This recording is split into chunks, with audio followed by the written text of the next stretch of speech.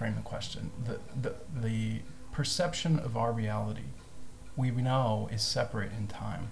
We know that it takes light time to travel to our eyes and get processed by our brain. And the only evidence that we have that the physical world exists outside of our self is this perception of the world.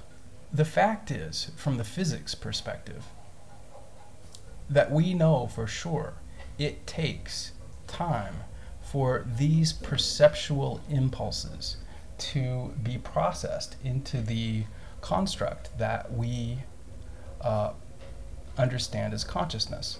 That the electromagnetic interaction that we sense as feeling, a feeling that travels up our foot and makes it to our brain, is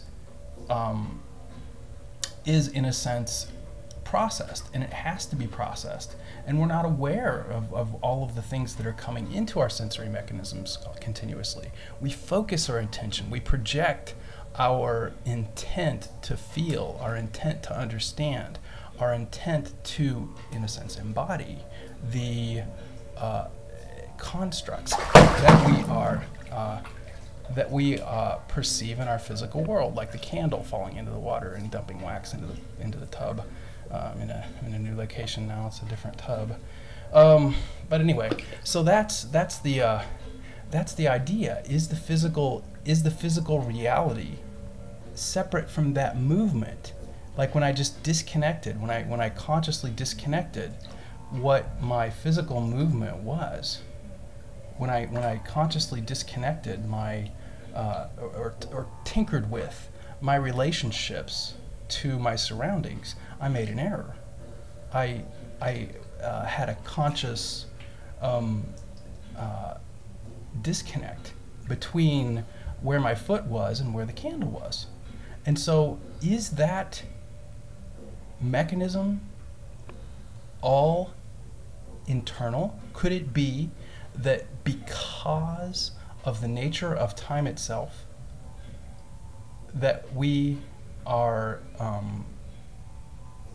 in a sense, embodying the rest of the universe? And maybe this is what you've been getting at all along, Matt. I'm not sure if I'm just seeing the light on something that's not very easy to understand. But the whole concept is that to get to the next moment, this is how the forces that we perceive. This is how I explain the forces and the nature of the particle wave duality. I went over all that stuff before.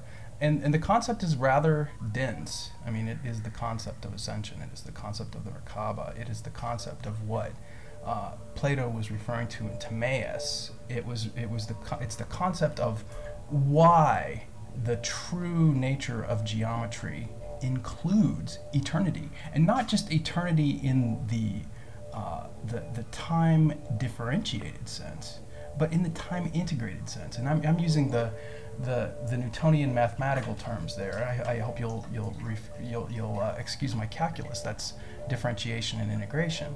And so when you integrate what is the physical universe with respect to time, geometry in its most complex form includes that, and you can derive the actual structure of space-time based on what we see. Not just, Galileo moved us from the world where we have this ball that's turning on its axis and that it's going around the sun. He moved us to that place. This does not explain higher dimensions. It does not explain what time is. And in fact, the common notion, the Newtonian notion of what time is writing, is a much bigger stowaway in that interpretation, because we don't really understand relativistic effects.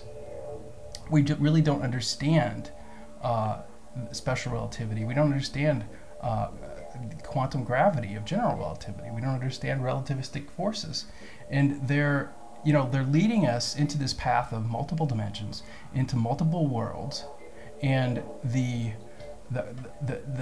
the truth of that has yet to be demonstrated in a conclusive way.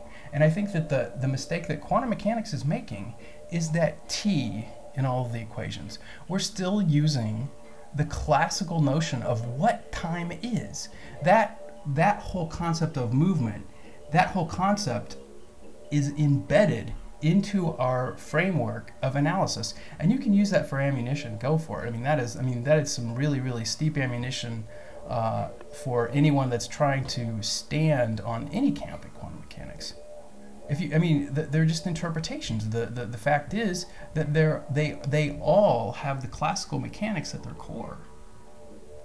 Newton defined time when he qualified distance. When he said that distance is rate times time, time was invented. And what is really going on, what that variable really means in the larger scale, has yet to enter the scientific mind space. Now, my concept of hypertime explains this beautifully, and I challenge anyone that wants to go and understand my concept of hypertime and how there is a time in between our spaces. There is an imperceptible amount of time between the moments when our physical reality is solid. In other words, there are moments in between where we're moving in different directions. And this is what the I Ching is about. This is the broken lines of light. This is the lines of light and dark, which have 6 bases. This is the 4 directions and the up and down of the Merkaba. And it's the structure of the tree of life.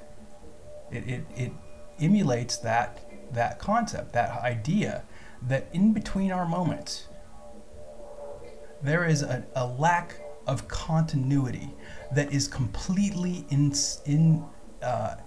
well, not completely, but is practically imperceptible because of the nature of our perception.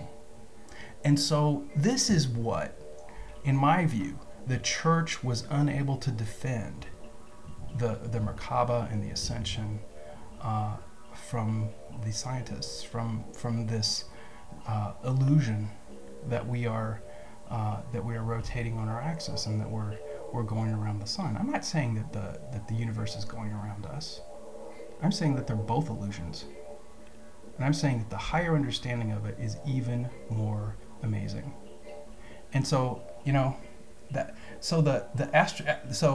is the stowaway.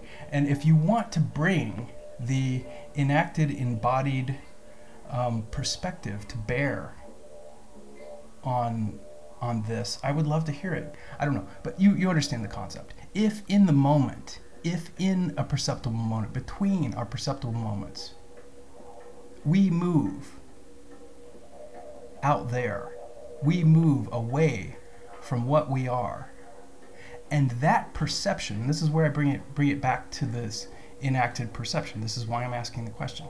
If in the moment what we perceive is time separated, is time differentiated, because we are moving through it, if that is what light is, if it is our spirit moving upon the dark waters, then how does this explain or weigh in on whether consciousness is enacted or whether it's embodied, or how would you see this? I'm really curious to know what you think about this, and I really appreciate your work, and I really thank you for all the great stuff that you put on YouTube.